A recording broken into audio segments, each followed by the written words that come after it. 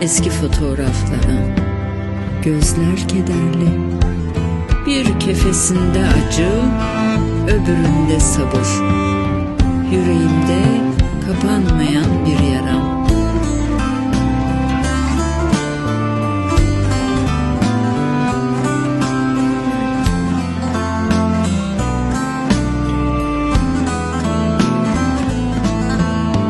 Gizleyemez yüzüne işlenmiş sürgünleri, şarkçı banılı yüreği 38'den beri.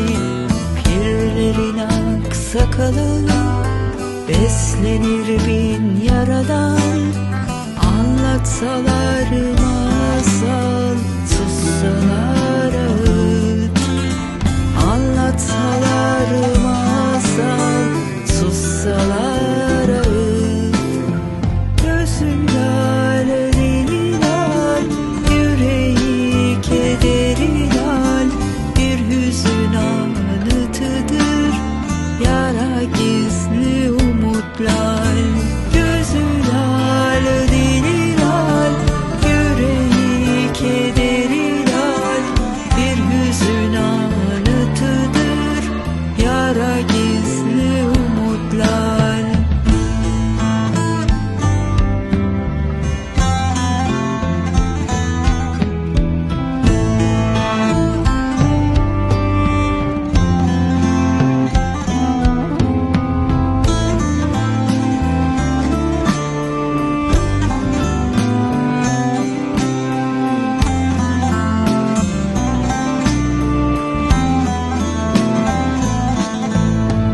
Eskimedi sürgün, eskimedi dağlar.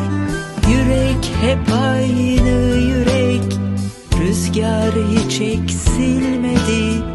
Ağıtlar eksilmedi, eksilmedi zulüm.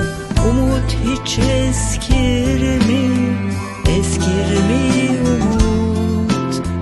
Umut hiç eskir mi, eskir mi umut?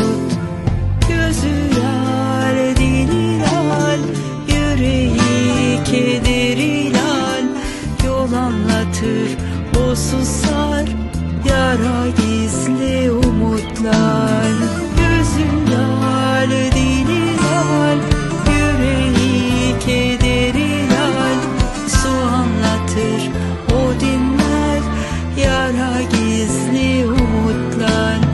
Gözü lal, dili lal, yüreği kederi lal. Bir hüzün anıtıdır,